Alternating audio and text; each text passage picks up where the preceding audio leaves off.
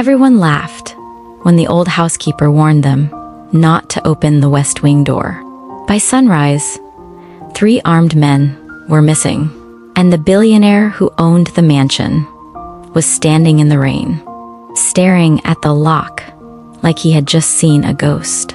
If stories about secrets, power, betrayal, and the kind of truth that destroys families are your thing, subscribe right now, hit the bell, and stay until the end, because this one gets darker with every minute.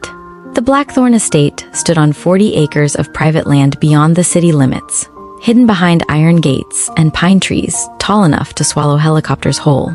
From the road, it looked elegant.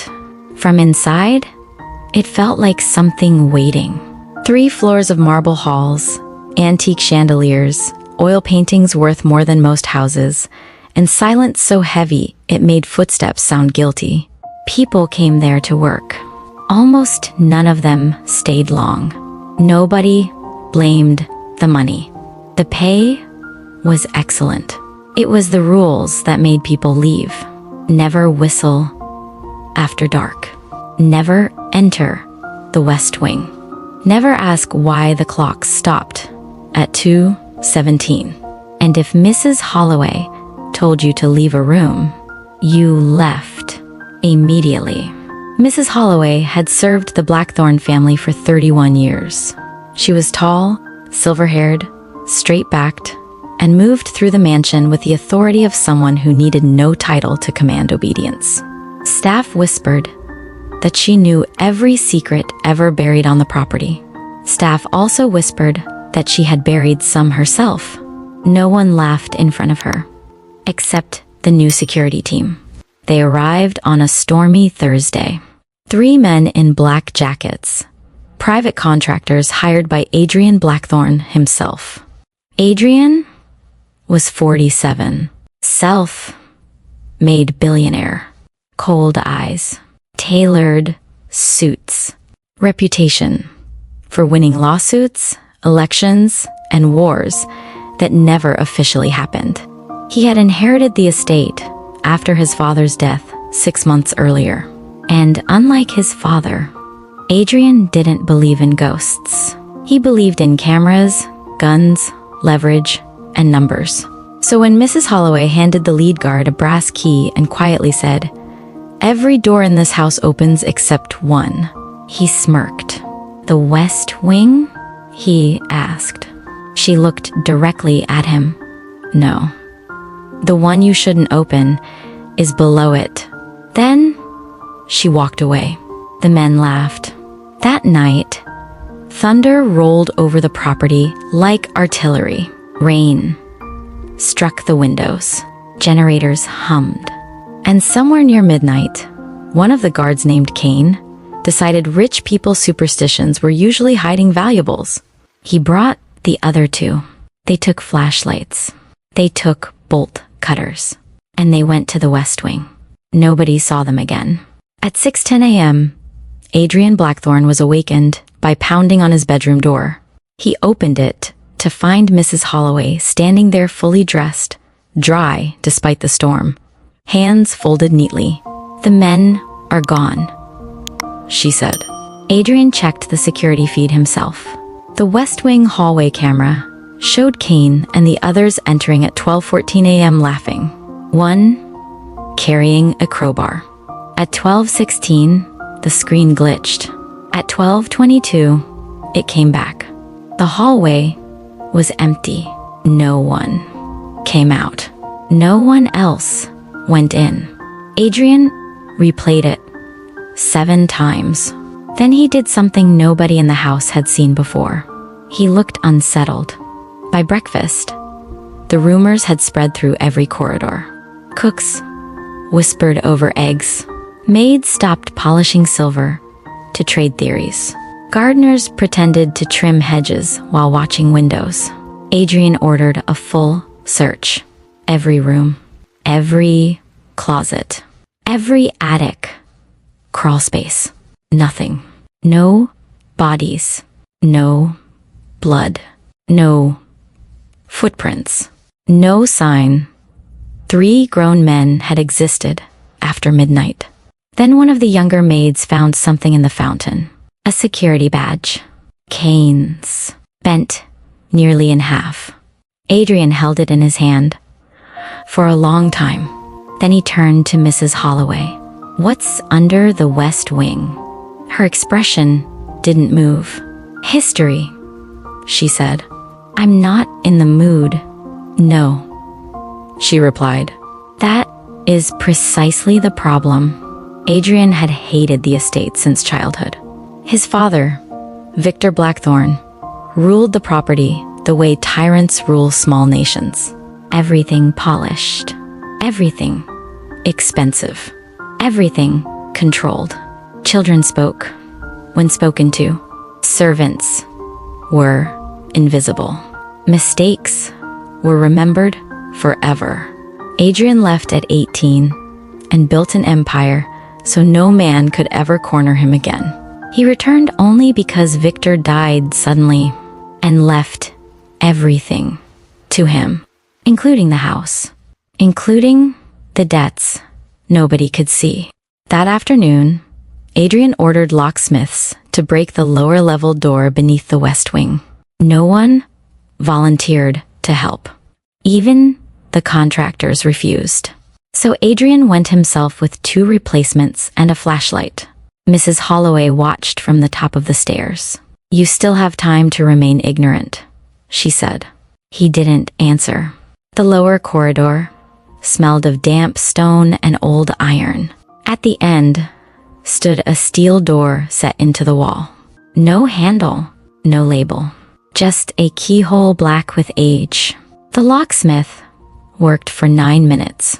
Then the lock clicked. Every person present froze. The door drifted inward by itself. Cold air poured out. Inside was a staircase descending into darkness. Adrian took the flashlight. One replacement guard muttered something about hazard pay. The other whispered a prayer. They went down 32 steps. Then a chamber. Not a dungeon. Not a cellar. An archive. Shelves lined the walls from floor to ceiling. Boxes. Ledgers. Film. Reels. Photographs. And in the center, a wooden desk with a brass plaque. V. Blackthorne. Adrian stared. His father had hidden an office underground. Then he found the first ledger. Pages of names. Politicians. Judges. Business rivals. Dates. Payments. Threats. Affairs. Bribes. Ruined lives. Cataloged in immaculate handwriting. Blackmail records. Decades of them. The room wasn't a secret. It was a weapon. Then the replacement guard called out, "Sir." At the far end of the chamber was another door. This one open. Beyond it, darkness, and faintly, a dripping sound. They followed it into a narrow tunnel. The flashlight beam shook for the first time in Adrian's hand. Then, it landed on Kane, alive, chained to a pipe, mouth taped, eyes wide with animal terror. They freed him immediately. He tried to speak, but only sobbed. When they removed the tape, he said one sentence over and over. "She's still here."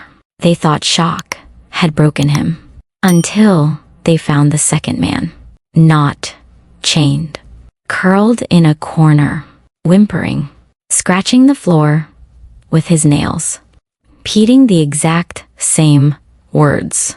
"She's still here." The third guard was nowhere. Adrian demanded answers. Neither man would give one. Both were taken to hospital. Both quit before discharge. Neither ever spoke publicly again. That night, Adrian locked himself in the underground archive. He read until dawn. What he discovered explained everything. Victor Blackthorne had not built wealth. He had harvested weakness. Every contract was leverage. Every alliance was extortion. Every smile was purchased. And one file appeared more often than all the rest.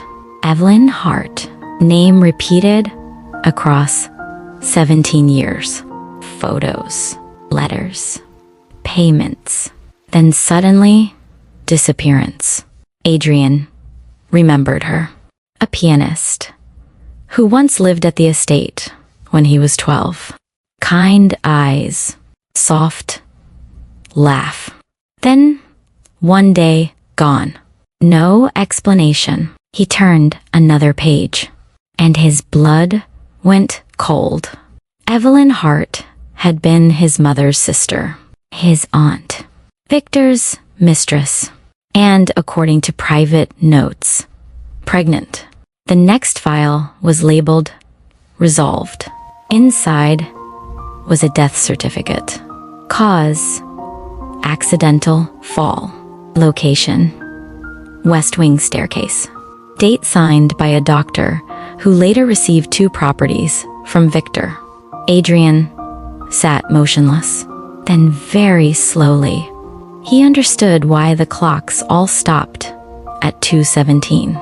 That was the recorded time of death, or the chosen lie. He went upstairs and found Mrs. Holloway in the kitchen making tea. You knew? Yes. You said nothing. I was 17 when it happened, she said calmly. I said many things. No one listened. Adrian's jaw tightened. What happened to her? Mrs. Holloway stirred the tea. Your father pushed her. The spoon stopped. She told him she would expose everything. She had copies of his ledgers. She said the child would never know him.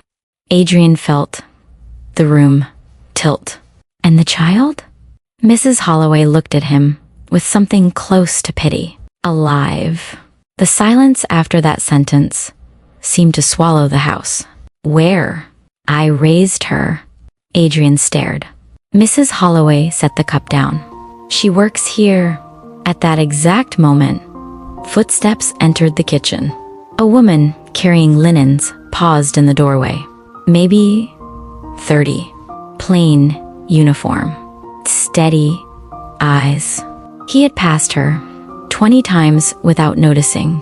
Her name was Clara, the quiet laundry attendant nobody remembered until they needed fresh sheets. She looked at Adrian without fear, without curiosity, without deference. Mrs. Holloway spoke softly. Adrian, meet your cousin.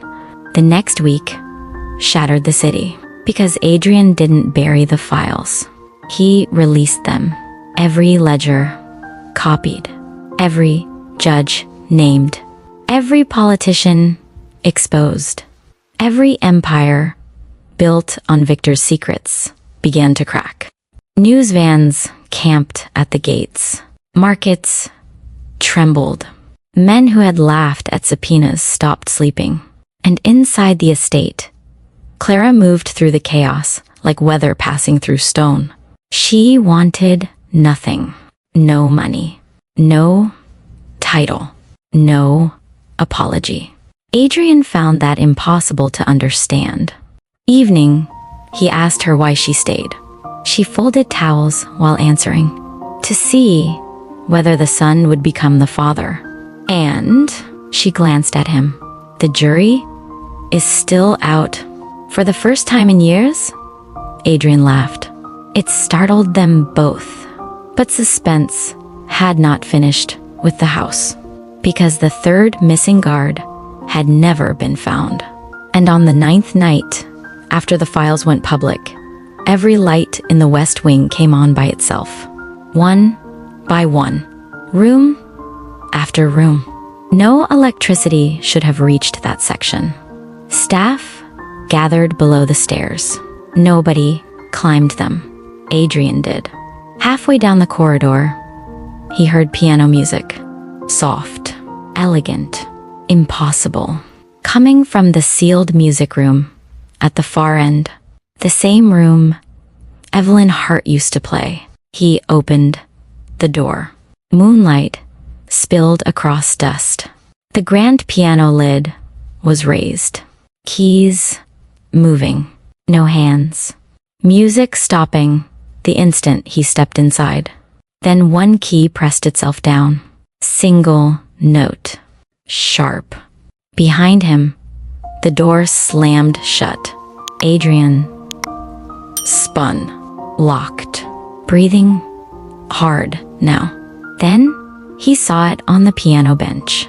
A folder, fresh, dry, labeled for the son. Inside were letters, written by Evelyn, addressed to Adrian. Letters she had hidden before dying. In them, she described Victor's crimes, but the final letter mattered most. It named the third guard, not Kane, not the others. The third man had opened a hidden panel in the tunnel.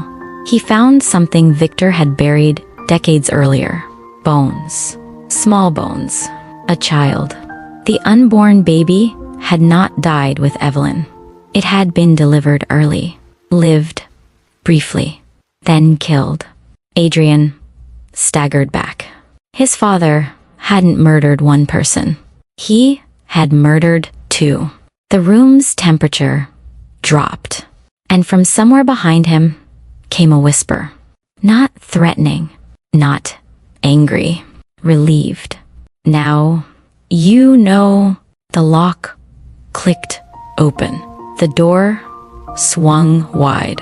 When Adrian returned downstairs, his face looked 20 years older. He ordered police excavation of the tunnel immediately. They found remains by morning. The scandal became a national firestorm. Victor Blackthorne's legacy collapsed in 48 hours. Statues removed. Companies rebranded. Trusts frozen. Books rewritten. And Adrian did the only thing no one expected. He sold nearly everything. Factories, properties, yachts, art. He built restitution funds for families destroyed by Victor's leverage. Scholarships in Evelyn Hart's name. Shelters in Clara's district. Medical grants for workers discarded by the old system. Reporters called it image repair. Enemies called it weakness. Clara called it late, but she kept staying. Months passed. The estate changed. Laughter entered rooms that had forgotten it. Staff ate together. Windows stayed open. The clocks were repaired, all except one. The clock in the West Wing remained frozen at 2:17. No repairman could move it. No one tried twice. Autumn morning, Adrian found Clara in the garden planting white roses. For Evelyn? He asked. For everyone who never got justice, she said. He nodded, then asked the question he had carried for months. Do you hate me for being his son? She brushed soil from her hands. No, she looked directly at him. I judge you for what you choose. After learning it, that answer changed him more than all the scandals. Years later, people would say the Blackthorne fortune ended in disgrace. They were wrong. The fortune ended. The curse did too. And if you ever pass the old estate now, you'll hear children playing where guards once patrolled. You'll see gardens where secrets were buried. You'll see one window in the West Wing open every spring. And sometimes, late at night, piano, music, soft, beautiful, free. If this story kept you watching, subscribe now, hit like, and tell me in the comments. Did the house forgive Adrian? Or was it Evelyn who did?